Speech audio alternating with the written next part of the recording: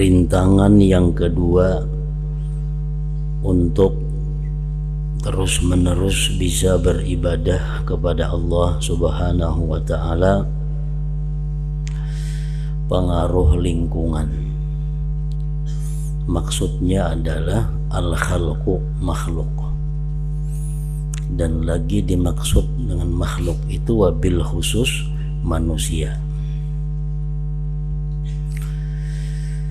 Pengganggu yang kedua dalam meneruskan ibadah kepada Allah adalah manusia.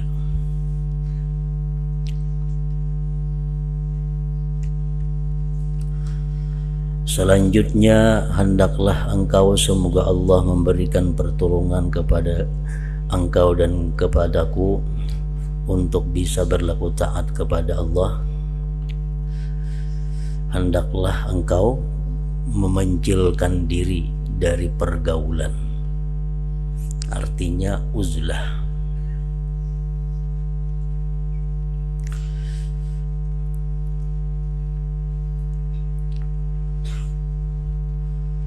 Agar bisa beribadah dengan teratur, istiqamah, hendaknya kita adalah beruzlah, menjauhkan diri dari pergaulan masyarakat.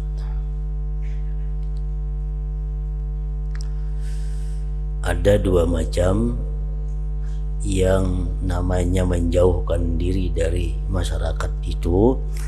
Yang pertama adalah khalwat, yang kedua uzlah. Khalwat itu lebih sulit daripada uzlah,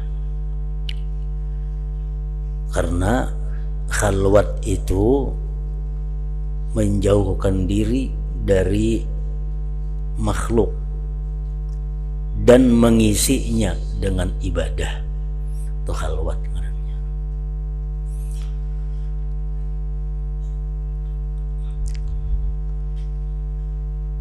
Baik di dalam kota atau di luar kota, di tempat-tempat terpencil.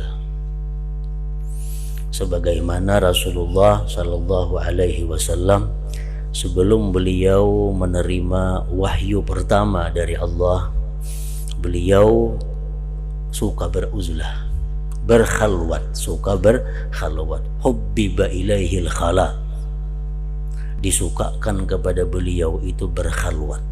Di mana beliau berkhalwat? Di guha, di Jabal Nur, Guha Hira. Jadi khalwat itu artinya menjauhkan diri dari pergaulan manusia dan mengisinya dengan ibadah. Itu khalwat, baik di dalam kota atau di tempat terpencil. Misalnya di rumah kita di tengah masyarakat hendaknya, tapi kita begadang di kamar aja, Nah, beribadah di kamar tuh, baca Quran, baca salawat, tafakur, itu ngarannya adalah khalwat. Tapi kalau berkhalwat di tengah kota, kita tetap dituntut kita untuk sembahyang berjamaah dan sembahyang Jumat. Itu kalau berkhalwat di tengah kota, di dalam lingkungan masyarakat. Adapun uzlah ini tujuannya semata-mata menjaga diri dari kejahatan pergaulan. Dan uzlah ini tempatnya mesti terpencil. Nah, itu perbedaan antara uzlah dengan khalwat. Khalwat kada penting kita ke tempat terpencil, tapi yang penting kita menyendiri dan beribadah. Itu khalwat. Kalau uzlah, kada penting kita beribadah, yang penting kita menyelamatkan diri dan di tempat terpencil. Uzlah. Nah, di sini kita dituntut agar kita beruzlah atau berkhalwat untuk bisa mengatur ibadah dengan sebaik-baiknya.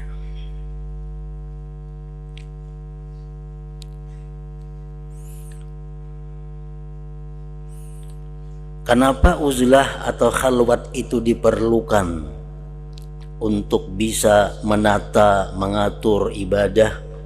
Sebabnya adalah dua hal. Pertama, lingkungan masyarakat dapat menyibukkan engkau. Lingkungan masyarakat itu bisa menyibukkan kita, sehingga membuat engkau lupa beribadah kepada Allah. Karena kita sibuk di masyarakat, akhirnya kita lupa beribadah kepada Allah. Apalagi kita di masyarakat dipakai orang untuk jadi ini, jadi itu, jadi macam-macam. Jadi ketua handil, jadi ketua Karang Taruna, jadi macam-macam. Makinnya sibuk sehingga lupa beribadah kepada Allah.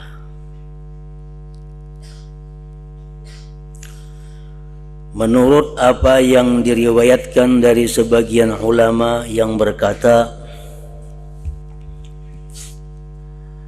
aku pernah melewati sekelompok orang yang sedang memanah.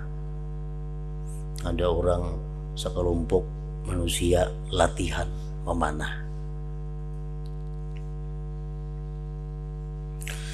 Ada seseorang yang duduk jauh dari kelompok pemanah itu. Ada yang duduk seikung jauh, memencil. Aku bermaksud mengajak berbicara orang yang sendirian itu. Aku nak berpandir lawan nang menyaurangan itu nang apa. Tetapi ia berkata, nang menyaurangan tadi bersuara, zikrullah lebih aku sukai daripada omonganmu. Jadinya aku lebih suka berzikir daripada memandiri kamu ini. Aku bertanya, apakah engkau senang sendirian seperti ini? Kamu ketujuh kok seorangan nih di sini duduk. Tuh di sana orang latihan memanah. Apa kamu seorangan duduk di sini? Ketujuh kok kamu seorangan? Ia menjawab, aku tidak sendiri, melainkan didampingi oleh Tuhanku dan dua malaikat pencatat amalku. Aku bertanya lagi, siapakah yang menang di antara mereka para pemanah?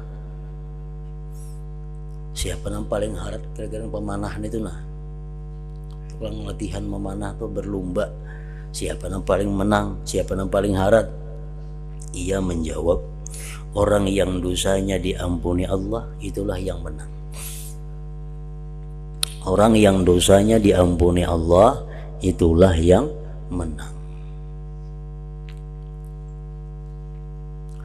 Aku bertanya lagi, manakah jalan menuju kepada Allah? Ia memberi isyarat dengan tangannya ke arah langit, menunjuk ke atas. Menunjuk ke atas maksudnya adalah beribadah kepada Allah Subhanahu wa ta'ala.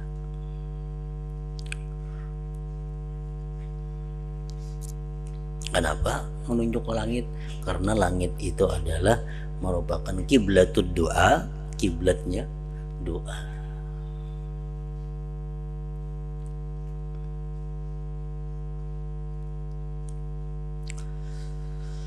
Lalu bangkit orang tadi berdiri meninggalkanku sambil bergumam, sebagian besar makhlukmu pada lupa kepadamu Gusti ya Allah. Artinya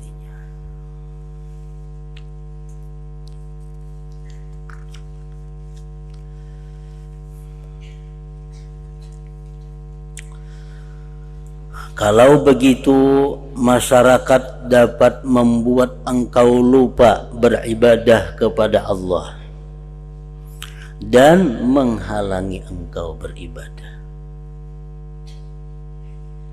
bahkan menjerumuskan kamu ke dalam laku akhlak yang buruk dan kerusakan. Jadi masyarakat, pergaulan itu bisa membuat kita lupa, bisa mencegah kita beribadah, dan akhirnya menjerumuskan kita ke dalam akhlak yang buruk, akhlak yang rusak. Sesuai dengan apa yang dikatakan oleh Hatimul Asam, ujar beliau, aku mengharapkan orang-orang ini melakukan 5 perkara. Aku Jasidin hendak masyarakat sekitarku ini, pergaulanku ini melakukan 5 perkara. Namun aku tidak bisa menemukannya yang 5 itu di masyarakat.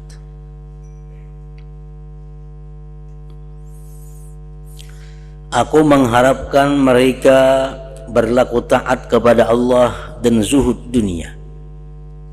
Aku mengharapkan masyarakat, kenalan-kenalanku, lingkunganku, mereka itu taat kepada Allah dan zuhud terhadap dunia.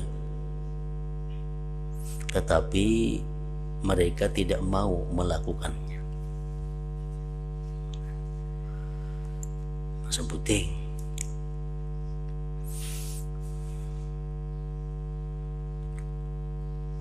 Aku mengharapkan orang-orang yang dekat dengan aku, yang kenal dengan aku, lingkunganku itu, aku kepingin mereka taat kepada Allah, mereka zuhud terhadap dunia. Ternyata mereka kada mau.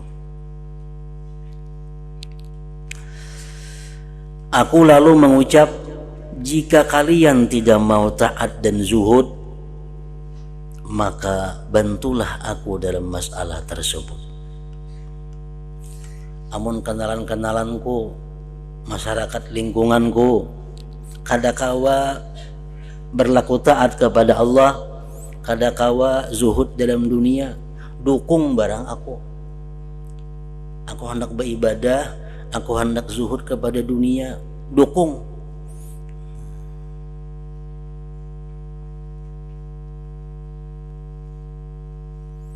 Orang-orang tidak mau membantu. Ternyata mereka kada mendukung. Ternyata masyarakat, kenalan-kenalanku kada mendukung aku untuk selalu beribadah dan zuhud terhadap dunia. Yang ketiga, maka aku pun berkata, bila kalian tidak mau, amun kalian kada aku mendukung aku beribadah, kada mau mendukung aku zuhud kepada dunia, maka ridhalah kalian kepadaku, jangan kalian membenciku. Amun mendukung kada kawa, katuju barang, jangan membenci kepadaku kalau aku beribadah manakala aku melakukan taat dan zuhud. Menolong sudah kada kawa, membantu kada kawa, jangan membenci barang, jangan kada suka lawan aku. Mereka tidak mau. Akhirnya tetap mereka kada mau, kada katuju lawan aku beribadah, kada katuju lawan aku zuhud terhadap dunia.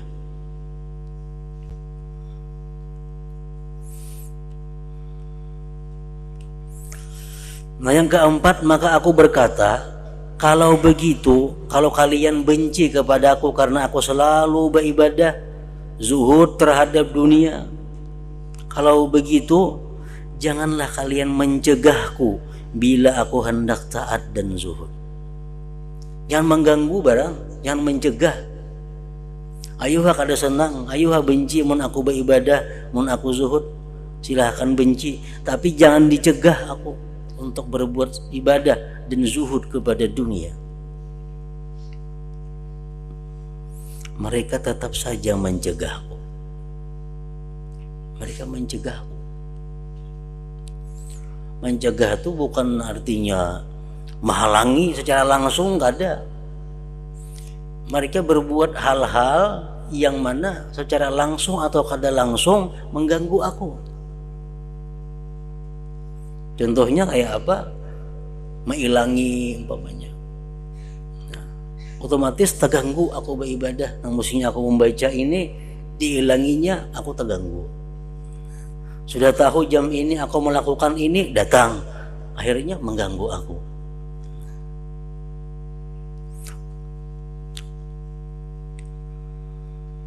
Nah, yang kelima, maka aku berkata, baiklah, kalian jangan mengajakku untuk mengerjakan perkara yang tidak membuat ridha Allah. Allah yang Maha Agung, dan janganlah kalian memusuhiku apabila aku tidak mengikuti kalian. Nah, ayuhama mencegah aku beribadah, tapi kuharapkan jangan membujuk aku berbuat hal-hal yang tidak diridhai Allah. Kawan-kawanku, masyarakatku, lingkunganku, anak biniku, masuk semuaan di situ. Kalau kalian ini mengganggu aku beribadah, ayo ganggu. Tapi sabuting ku minta jangan dibawai aku, jangan didorong aku untuk melakukan maksiat, untuk melakukan hal-hal yang diridai oleh Allah. Maka mereka tidak mau. Tetap membujuk aku artinya dengan menawarkan ini macam-macam. Jadi 5 hal ini yang mana aku tidak bisa lagi bertahan di masyarakat itu. Pertama apa? Aku mengharapkan bahwa masyarakat ini kenalan-kenalanku, kekasih-kekasihku, aku harapkan mereka itu taat kepada Allah, zuhud terhadap dunia. Ternyata kada kawa. Tetap mereka itu kada aktif beribadah dan berlomba-lomba mencari dunia. Nah, yang kedua aku mengharapkan kalau kalian ini sudah kada kawa taat, kada kawa zuhud kepada dunia, bantu barang aku supaya kawa beribadah terus menerus, bantu aku supaya bisa zuhud terhadap dunia. Ternyata mereka kada kawa membantu juga, kada membantu aku untuk selalu beribadah, untuk zuhud kepada dunia. Nah, kalau membantu aku kada kawa, menolong aku kada kawa, supaya aku selalu taat, kalian kada bisa membantu aku minta jangan benci aku. Jangan benci barang lawan aku nang beribadah ini nah. Jangan benci. Ternyata mereka benci lawan aku. Kenapa? Karena kada kau melayani mereka. Aku sibuk beribadah, aku zuhud dengan dunia, sehingga kehendak-kehendak mereka kepada diriku kada takabul. Akhirnya mereka benci.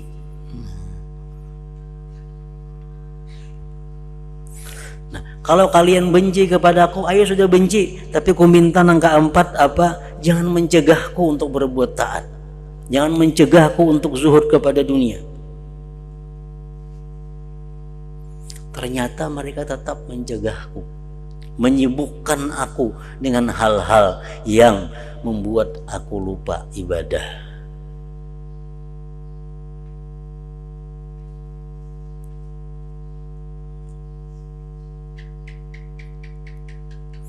Nah, kalau nang keempat itu kada kawa, nang kelima barang aku minta. Napa? Jangan mengajak aku maksiat. Jangan membawai aku berbuat yang tidak diridhai Allah. Ternyata kada kawa juga. Mereka suka mengajak aku untuk mencari dunia. Mereka suka mengajak aku untuk berlomba-lomba mencari dunia, mengganggu ibadah kepada Allah. Nah, lalu akhirnya aku meninggalkan mereka dan sibuk mengurusi diriku sendiri. Jadi berhubung 5 perkara tadi kada aku dapati dalam lingkunganku, akhirnya aku tinggalkan mereka dan aku sibuk mengurus diriku. Lingkungan itu umum, keluarga kita, lingkungan tetangga kita, lingkungan kita, kenalan-kenalan sahabat-sahabat kita, lingkungan. Karena mereka kadang-kala aku minta 5 perkara tadi, akhirnya aku menyerah, aku menjauhkan diri daripada mereka dengan berkhalwat atau beruzlah.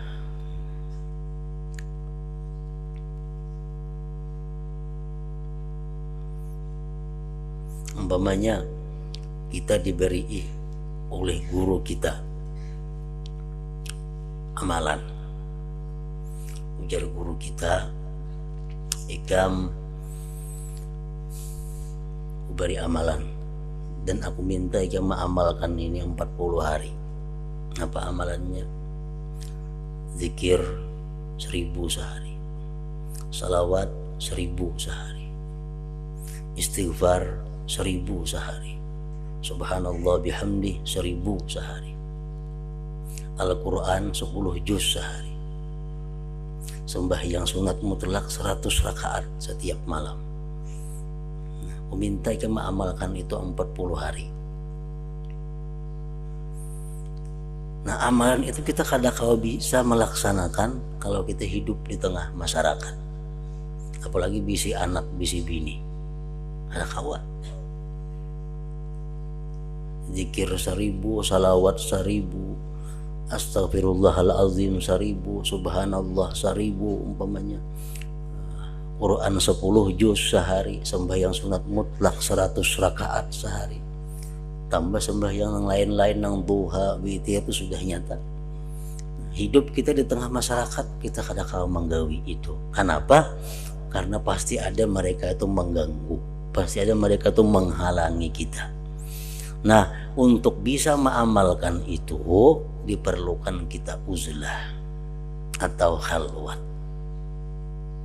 Nah, permisi lawan keluarga, nama nabi si anak bini tinggalin nafkah di rumah. Nah, aku 40 hari anak berhilang ke manakah? Yang 40 hari duit 1,5 juta nah aku tinggali. Pulang ke mana kah lagi? Nah, pulang ke tengah tempat nang kada diganggu orang di manakah? 40. Nah, kawat melaksanakan itu. Bila hidup di tengah kota ini kada akan bisa melaksanakan itu, karena macam-macam pasti ada halangan, rintangan dari lingkungan ini. Nah, itu maksudnya uzlah dan khalwat ini. Bukan seumuran usah berkhalwat itu ada sampai mati ada. Nabi kita kan berkhalwat beberapa bulan, akhirnya beliau diberi oleh Allah wahyu lalu terjun ke masyarakat. Nah, khalwat uzlah kita beribadah kepada Allah sedemikian rupa untuk menampak diri, menjadikan diri supaya kukuh, bila diri kukuh apa kada terpengaruh lagi dengan kiri kanan muka belakang. Nah, kalau sudah kita mampu kada terpengaruh lagi dengan kiri kanan muka belakang, ayo kita bergaul di tengah masyarakat. Nah, tujuannya macam itu. Bukan uzlah belawasaan sampai mati, kadakah itu maksudnya. Tujuan daripada uzlah khalwat itu membersihkan diri daripada sifat-sifat nang kada baik, kemudian menghiasi diri dengan sifat-sifat nang baik, mengisi hati dengan hal-hal yang memperkuat iman dan takwa kepada Allah Subhanahu wa ta'ala. Nah, kalau sudah kuat, kalau sudah bisa rutin, silahkan ke masyarakat untuk bergaul, untuk berdakwah kepada mereka. Makanya khalwat itu ada yang 3 hari, ada yang seminggu, ada yang 40 hari, ada yang sebulan, ada yang macam-macam bentuk jenis khalwat itu, tergantung petunjuk guru kita kepada kita. Kamu amalkan ini 3 hari aku minta. Ujar guru umpamanya, amalkan kayak tadi nah, minta 3 hari, berturut-turut 3 hari. Nah, 3 hari kita menghilang dari masyarakat kemanakah? Yang lebih nyaman supaya kita jangan tekana tuntutan Jumat dan jamaah. Kalau kita masih di tengah kota, kita masih dituntut untuk sembahyang berjamaah dan Jumat. Supaya gugur 2 itu kita ke tempat yang jauh, yang kada terdengar azan, kada terdengar panggilan jamaah. Nah, lalu 3 hari 3 malam kita bisa dengan mudah mengamalkan itu.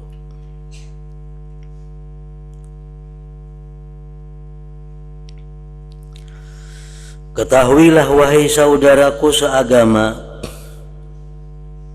Nabi Muhammad sallallahu alaihi wasallam telah menggambarkan masa uzlah, mengasingkan diri, dan menerangkan sifat-sifatnya, juga menerangkan sifat orang yang uzlah, dan beliau memerintahkan untuk memencilkan diri dalam masa uzlah itu. Dalam beberapa hadis Nabi kita ada menyuruh kita untuk uzlah.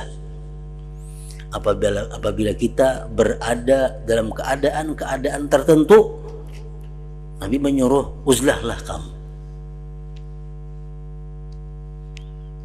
Nah, beliau tentu lebih tahu, Rasulullah SAW lebih tahu dan lebih mengerti apa yang baik, serta lebih mempunyai kehendak baik buat kita daripada kita sendiri. Nabi lebih tahu kebaikan kita daripada kita sendiri. Kalau sini menyuruh uzlah di masa-masa tertentu, itulah yang terbaik untuk kita. Berartikah itu? Karena itu, jika di zaman engkau menemukan masyarakat yang cocok dengan penggambaran Rasulullah Sallallahu Alaihi Wasallam, maka ikutilah perintah dan nasihat beliau. Tidak usah ragu bahwa beliau Rasulullah pasti lebih mengetahui apa yang baik bagi engkau di zaman engkau. Jangan engkau membuat alasan yang tidak benar, dan jangan membohongi diri sendiri. Kalau engkau tidak menurut, Anda tentu mengalami kerusakan agama. Tidak ada uzur lagi bagi engkau. Kalau sudah kita berada di zaman, di masa yang diterangkan oleh Rasulullah untuk uzlah, nah, kita kada uzlah, jangan hendak membuat alasan macam-macam, karena tidak ada uzur lagi bagi yang demikian itu.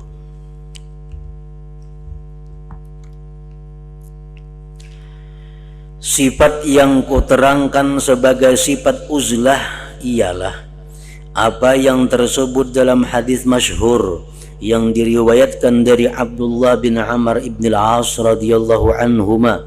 Beliau berkata, suatu ketika kami para sahabat sedang duduk di sekitar Rasulullah sallallahu alaihi wasallam membicarakan fitnah.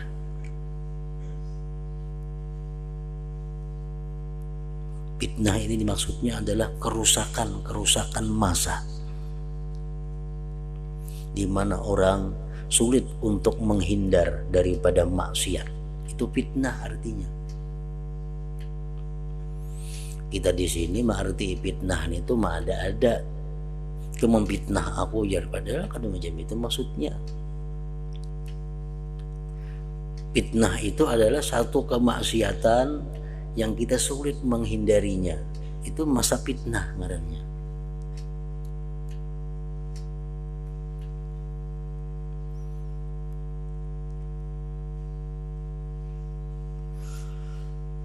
Lalu Rasulullah sallallahu alaihi wasallam bersabda, "Idza ra'aitumun nasa marajat uhuduhum wa khaffat amanatuhum wa kanu hakaza." Ini beliau menerangkan masa di mana masa itu seperti ini. Apabila kalian melihat para muslimin telah mengendur, maksudnya mengendur di sini adalah marajat uhuduhum. Mereka sudah suka membatalkan, suka merubah perjanjian-perjanjian. Artinya di masyarakat ini janji itu sudah kada berfungsi lagi. Sulit mempercayai janji. Orang berhutang, mereka bayar rencana ya seminggu lah, sulit dipercaya. Seminggu itu bisa sebulan bisa setahun hanya bayar. Berjanji apa aja sudah kada birisnya lagi. Janji mau upah berapa hari ngitung-tung, 3 hari, 3 bulan ngitung-tung. Orang sudah manusia ini sudah kendur, artinya lawan janji itu dianggap enteng, dianggap remeh. Nah, bila kalian para muslimin sudah hidup di masa itu, janji sudah kada ada masalah lagi, sudah kada ada beban dengan janji itu.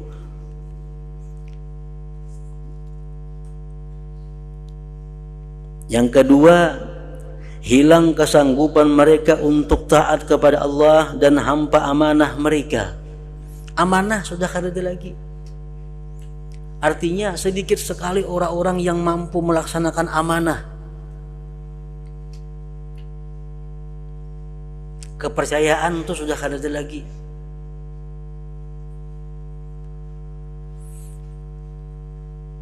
Misalnya kita di kampung, di masyarakat. Di masyarakat ini kita kenal semua orang-orangnya, patuh, baik. Tapi kita hendak misalnya ke mana menitipkan duit ini, nah, kita sulit mencari orang yang kita anggap amanah. Ditipakan ke sini duit, asa kata tapi aman. Ditipakan ke sebuah sana, asa katanya percaya hati. Ditipakan, kesulitan kita menitipkan duit ini. Kenapa? Karena orang-orang sekampungan ini sudah sulit dilihat kebenaran amanahnya.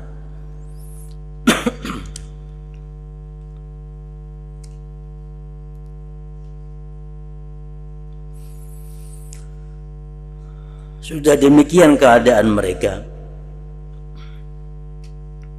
Pada waktu itu Rasulullah menjalin jari tangan beliau. Aku Abdullah bin Amr bertanya, apakah yang harus kukerjakan bila terjadi yang demikian?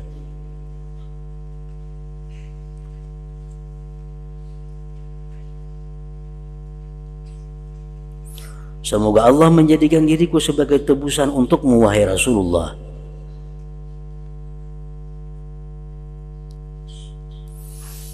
Rasulullah bersabda, ilzam baitaka. Kalau sudah hidup di masa langka itu, ujar Nabi kita, ilzam baitaka wa amlik alaika lisanaka wa khudh ma ta'rifu wa da' ma tunkiru wa alaika bi amril khassah wa da' anka amral ammah.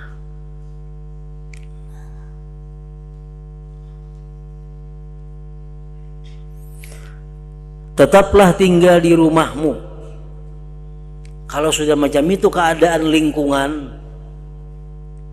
janji sudah kada jadi masalah lagi dilanggar, amanah kita sulit mencari orang yang amanah.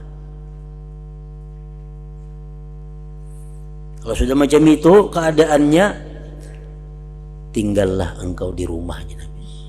Artinya banyaki bagana di rumah, banyaki bagana di rumahnya. Kuasailah, kendalikanlah lisanmu, jaga mulutmu ya Nabi, jaga mulutmu. Laksanakanlah apa yang sudah kau ketahui kebaikannya, dan tinggalkanlah apa yang telah kau ketahui sebagai perkara mungkar. Uruslah apa yang menjadi ketentuan dirimu, dan tinggalkanlah urusan umum. Urus diri kita, urus anak bini kita nang di rumah. Orang lain kada usah diurus lagi. Kalau sudah macam itu, masa di sekitar kita.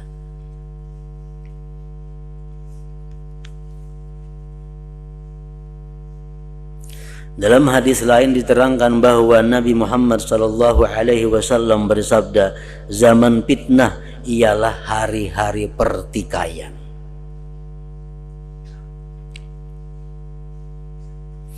Ditanyakan oleh sahabat, apakah hari pertikaian itu?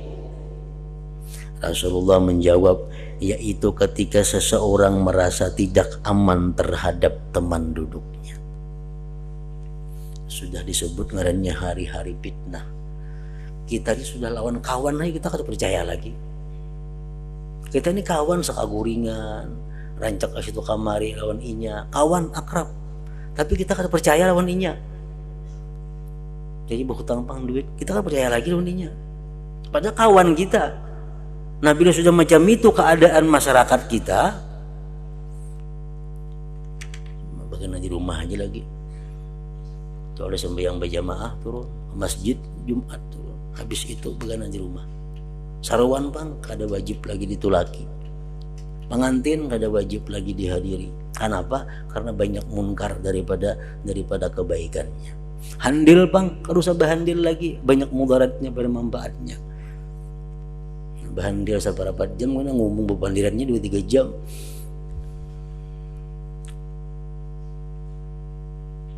Nah kalau sudah macam itu masaknya, ini Nabi mengajarkan demikian.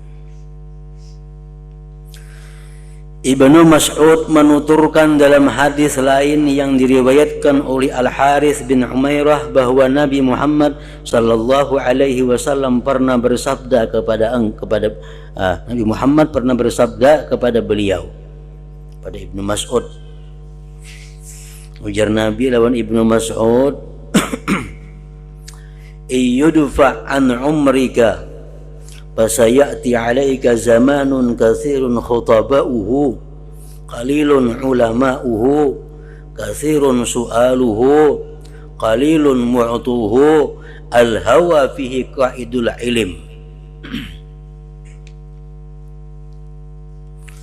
Artinya, wahai Ibnu Mas'ud, ujar Nabi, jika engkau dikaruniai umur panjang, maka selagi akan datang padamu suatu masa yang pada masa itu banyak juru khutbahnya, sedikit ulamanya. Banyak nang ahli-ahli pidato, banyak nang jadi khatib. 3 bulan nggak sampai giliran jadi khatib, sing banyak kan nang jadi khatib. Tapi nang alim khatib sedikit aja nang alim. Kan dia 3 ekong nang bujur-bujur menguasai dalam ilmu agama. Bila bisa berpidato, harat berpidato, bisa baca kitab Melayu, diangkat jadi khatib. Jadi sebuah masjid 30 khatibnya, 20 khatibnya. Pada zaman Nabi saya kong aja khatib Nabi itu bang seumuran dah. Karena sini paling alim. Khatibnya mesti yang paling alim. Di berapa siapa yang paling alim manusia, itulah mesti jadi khatib. Nomor 2 paling alimnya siapa? Bukan yang harat berpidatunya itu. Nah di akhir zaman kayaknya kada penting alim, yang penting harat berpidato. Bila harat berpidato jadi khatib, alim gak kada kata gumpal khutbahnya sah kada tahu lagi.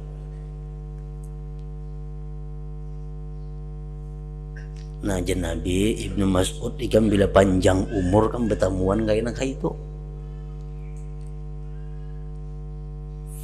Banyak orang yang meminta, sedikit yang mau memberi. Pengamis di mana-mana saling banyakan. Nah memberi kada banyak orangnya.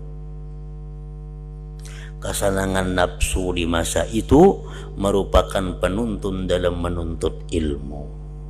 Artinya apa? Al-hawa bihi qaidul ilm. Artinya hawa nafsu yang memimpin ilmu, bukan ilmu yang memimpin hawa nafsu. Nah akibatnya apa? Akibatnya dia selalu mencari hukum-hukum yang sesuai dengan keinginan hawa nafsunya. Kan banyak hukum-hukum itu kaulnya. Sebuting masalah ada berpuluh-puluh kaul pendapat ulama. Di antara sekian pendapat ulama, ingin cari yang cocok lawan hawa nafsunya yang mana. Kan kada boleh itu pasik jadinya. Misalnya Imam Syafi'i mengharamkan, Imam Maliki memakruhkan itu, Hambali membolehkan itu. Apa 4 Hambali aja yang membolehkan yang sesuai lawan hawa nafsu. Kayaknya isuk hari pulang ada masalah lain, Syafi'i membolehkan, Hambali mengharamkan, aku 4 Syafi'i aja yang membolehkan. Nah berpindah-pindah mazhab mencari mana pendapat yang katuju lawan hawa nafsu. Nah ada masa kayaknya seperti itu, dipaksa hukum ini menyesuaikan hawa nafsu, dipaksa kita mencari kaul-kaul pendapat-pendapat ulama yang mendukung keinginan kita. Nah kalau engkau panjang umur wahai Ibnu Mas'ud, kata Rasulullah, engkau akan menemui masa itu. Orang gunanya beda pendapat ulama itu untuk menghadapi hal-hal yang sifatnya dalam keadaan sempit, dalam keadaan darurat. Akhirnya kita pindah mazhab. Kalau kita mencari yang nyaman-nyamannya aja, nah itu kada boleh.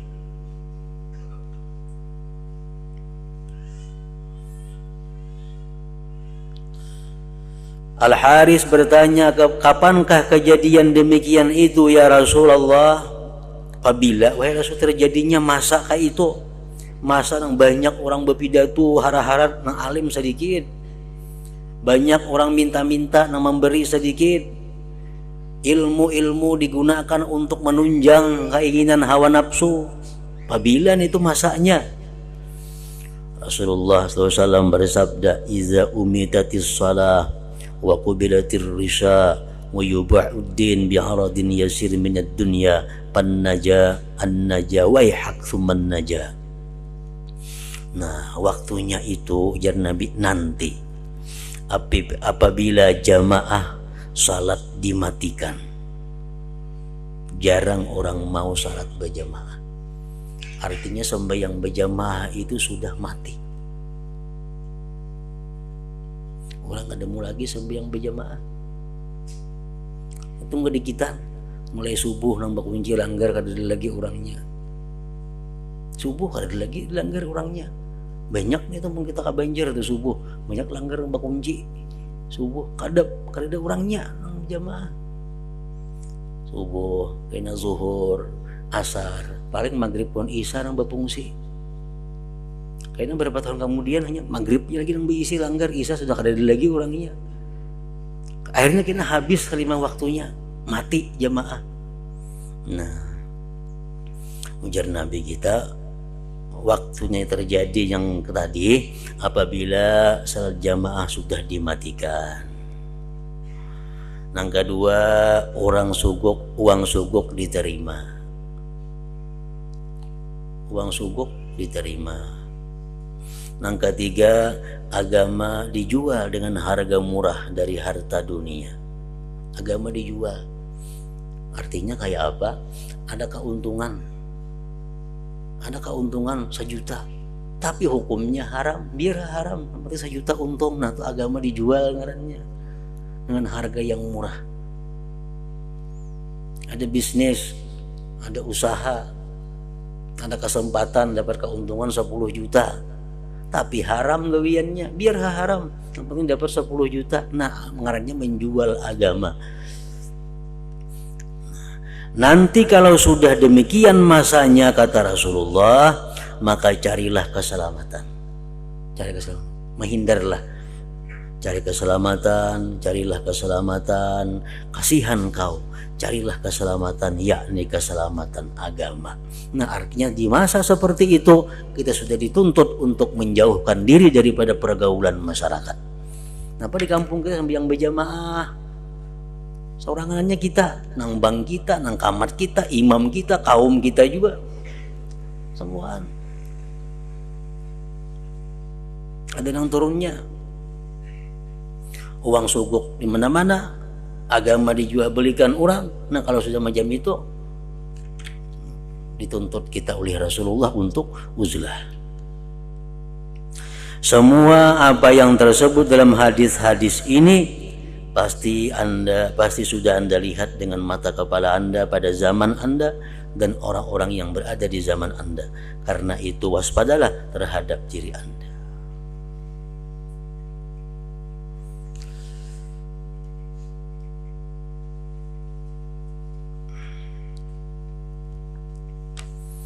Orang-orang dahulu yang saleh, semoga Allah meridai mereka.